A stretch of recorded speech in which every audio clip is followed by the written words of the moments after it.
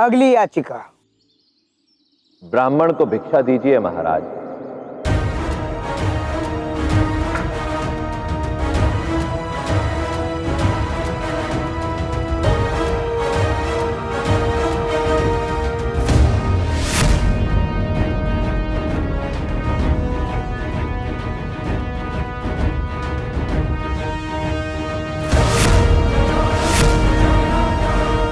ब्राह्मण भद्र, आप भ्रम में। ये कोई वास्तविक महाराज नहीं है और ना ही ये सभा वास्तविक है। हम सब तो यहाँ राज खेलम खेल रहे हैं। राजनीति कोई क्रीड़ा की वस्तु नहीं है महाराज। और वैसे भी एक राजा की न्याय सभा में सभी को अपनी बात प्रस्तुत करने का उचित अवसर प्रदान किया जाता है।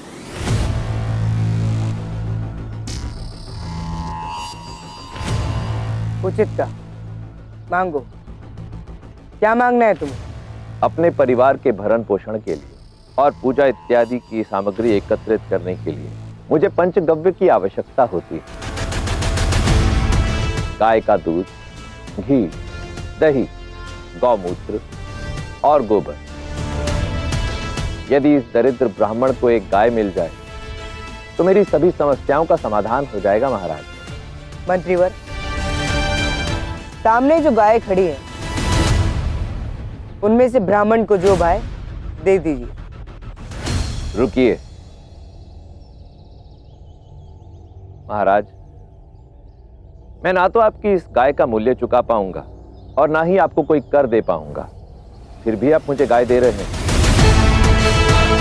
यदि इसी प्रकार दान और दया करेंगे तो राजकोष तो लुट जाएगा।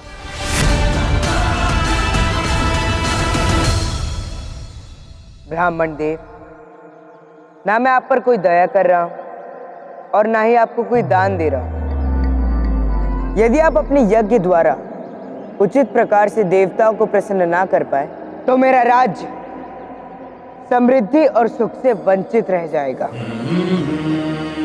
वर्षा नहीं होगी और वर्षा नहीं हुई तो फसल नहीं होगी। फसल नहीं उगेगी तो किसानों के पास धन नहीं रहेगा। वो धन जो इस राज्य की उन्नति का आधार है।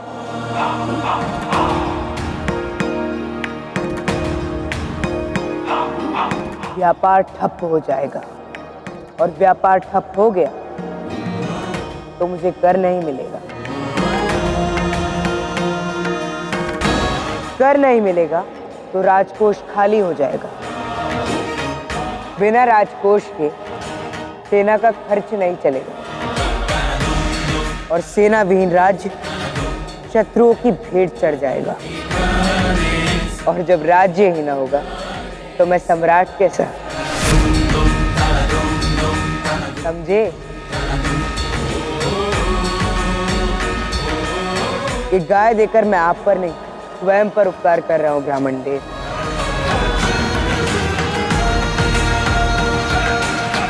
क्योंकि मेरा मानना है कि यदि राष्ट्र बदलना है तो सबसे पहले अपनी सोच बदलो और उसे बड़ी करो।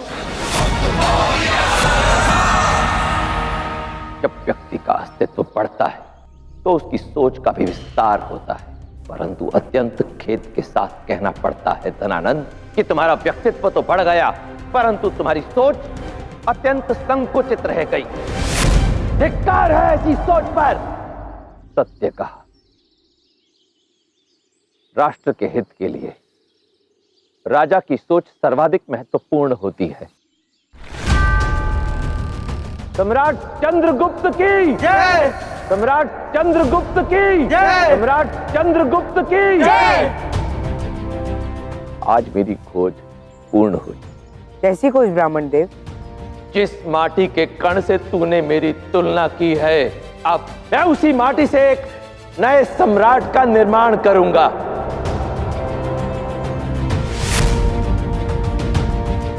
उस सोच की खोज जो न केवल मगध अपितु समस्त भारत का उत्थान करेगी।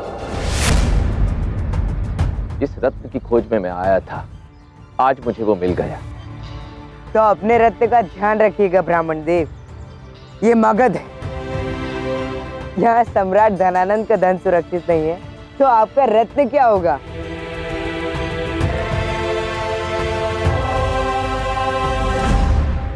जब तक मैं अपनी ये प्रतिज्ञा पूर्ण नहीं कर लेता, तब तक अपनी ये शिखा बांधूंगा नहीं। धनानंद का तो पता नहीं,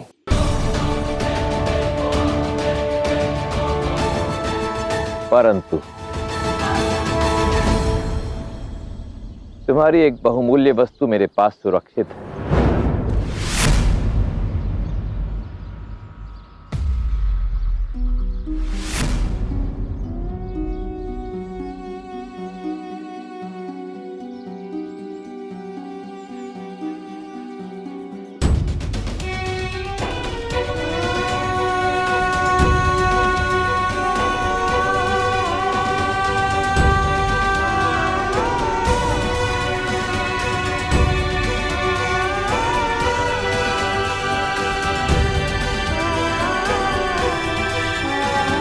चंद्र, लुब्धक का पता चल गया है।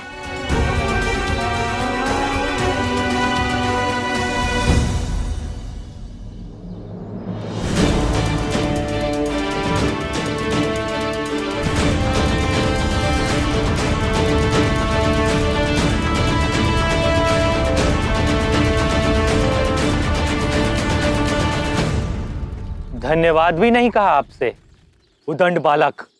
भावी सम्राट कहो भैरव। अब मुझे कोई संदेह नहीं रहा। जितना राजनीति और न्याय का ज्ञान है, उतना ही सावधान भी। तुरंत समझ गया कि मैं यहां किसी लक्ष्य प्राप्ति के लिए आया हूं। यही है भारत का भविष्य। चंद्रगुप्त, चंद्रगुप्त, नेतृत्व कर सकने में सक्षम,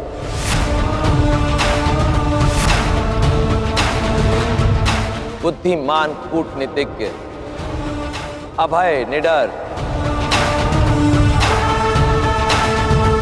चतुर न्यायदाता। दुश्मन पे प्रहार है चंद्रगुप्त। चंद्रगुप्त ही है भारत के काले वर्तमान पर उभरते भविष्य का चंद्र। वीर भी वंश का आधार है, नीति चंद्रगुप्त ही होगा सूर्य जैसा शौर्य है। भारत का भावी सम्राट। ये चंद्रगुप्त मौर्य